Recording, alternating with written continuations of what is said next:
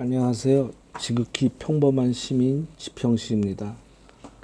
제가 전에 그 미국 시장 다우 같은 경우에 낙폭 과대로 인한 그 반등이 나올 텐데 아마 상반기 정도에 좀 상황을 봐서 줄이는 게 어떠냐고 좀 말씀을 드린 적이 있는데 지금 다우 지수가 반등이 나와서 24,000포인트 됩니다.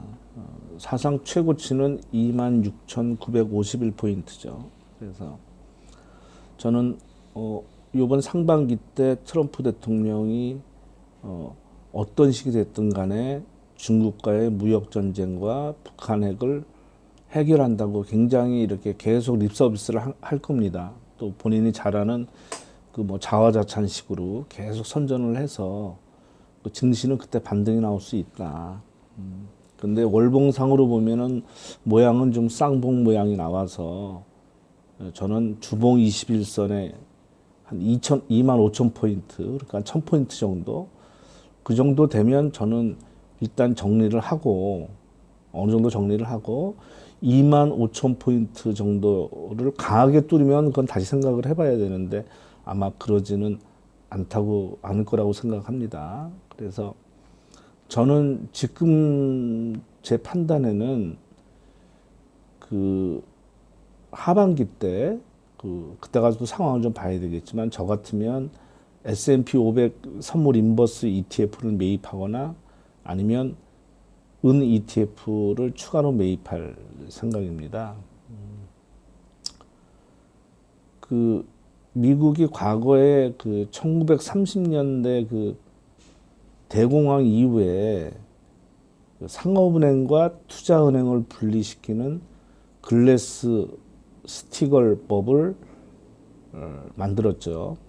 그래서 그 민주당 의원 그 두 사람 그 성을 따서 이렇게 그들이 발의해서 만든 법인데요.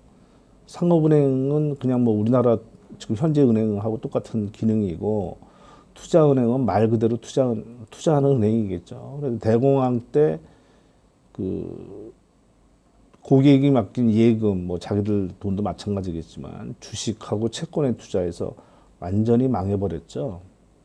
그래서 그때 이제 완전히 이제 분리를 시키는데 JP모건은 상업은행으로 JP모건, 투자은행으로 모건 스탠리 이렇게 분리가 됐고요. 골드만삭스는 상업은행을 포기하고 투자은행에 전념했습니다. 근데 그 이후로 이제 증시가 이제 꾸준히 상승을 하다 보니까 상업은행에서 이제 불만이 나온 거죠. 자기들은 그 과실을 못 따먹으니까. 그래서 상업은행 요구에 따라서 1999년도에 그 글래스 스티글 법이 폐지가 됐습니다. 그래서 저번 그 미국 대선 민주당 경선 때 버니 샌더스 후보가 그 법을 다시 살리겠다라는 그 얘기를 했죠. 그래서 이재명 지사는 대선 경선할 때 본인은 성공한 버니 샌더스가 되겠다, 뭐 되고 싶다 이렇게 의사를 표명했죠. 그리고 힐러리는 다른 방식으로 거대 은행을 규제하겠다고 그냥 립서비스 한 거죠. 힐러리는 안 하겠다는 얘기죠. 근데 아마 다음에 민주당 버니 샌더스 이런 분이 제가 보기엔 돼야 된다고 보는데 연세가 지금 78세셔서 좀 그렇습니다.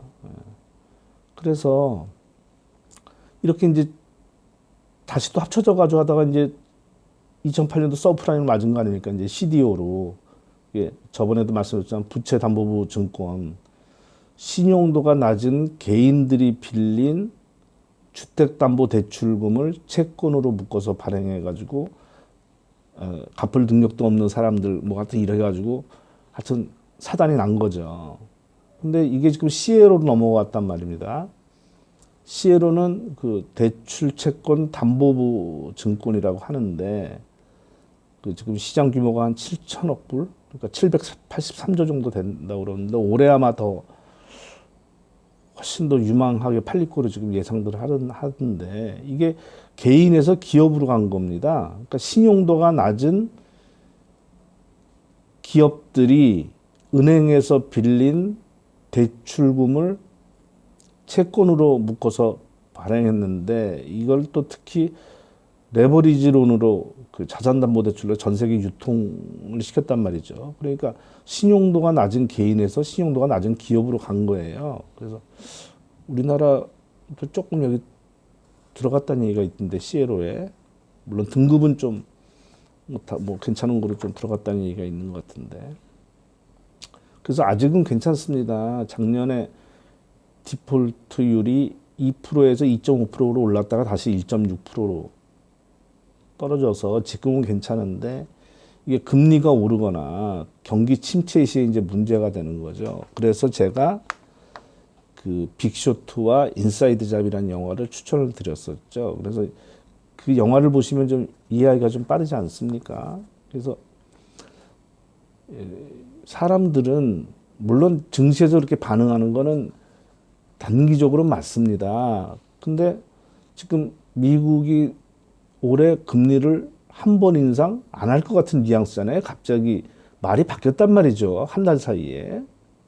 그러니까 자기들도 이제 인식을 하는 거죠. 이 경기가 굉장히 이거 좀 위험스러울 수가 있겠다. 금리 인상을 하고 나서 그때 경기가 제대로 돌아가는지 안 돌아가는지 그때 가서 판단을 해야 되는데 가지도 못하는 거죠. 단기적으로는 주가가 그것 때문에 오르지만 저는 원래 더 안 좋은 거거든요. 그만큼 안 좋게 보는 거거든요. 그래서 저는 금이나 은에 좀 어느 정도 여유가 있는 분들은 투자를 하셔야 되는데 거기에 덩달아서 중국, 러시아, 터키가 금 매입량을 늘렸잖아요. 근데 저는 계속 은을 말씀드리는데 은이 평소에 40대 1에서 60대 1, 보통 60대 1로 치죠. 근데 지금 83대 1이란 말입니다. 금은 비율이. 근데 이게 만약에 이쪽으로 바람이 불어서 오르잖아요. 오르면 보통 금이 2배 오르면 은이 4배 오릅니다. 그래서 60대 1이던 게 20대 1로 바뀌어요. 짧은 시간이지만. 그래서 금보다는 은이 더 낫다 저는 말씀드리는 거고요. 아직도 83대 1이니까요. 그래서 그 증권 회사 거래하신 분들은 HTS나 이제 모바일로 이렇게 보실 수가 있잖아요. 그때 은 ETF 코드 번호가 144600입니다. 그래서 제가 한 3,200원에서 300원 사이 때 사시는 게 좋을 거라고 제가 말씀을 드렸는데 그때에 비해서는 뭐 좀 올랐죠. 한 8% 정도. 아주 최저 시세에서는 12% 오른 건데 2011년도 그때 최고치는 12,245원이에요. 그때 이제 만든 거지만. 그래서 저는 지금도 지금 당장은 조금씩 이제 움직일 거예요, 은이. 그래서 저는 제 자리를 좀 잡아간다고 보니까요. 좀 여유 있는 분들은 관심 있게 보시는 게 좀 어떨까 싶습니다. 예, 감사합니다.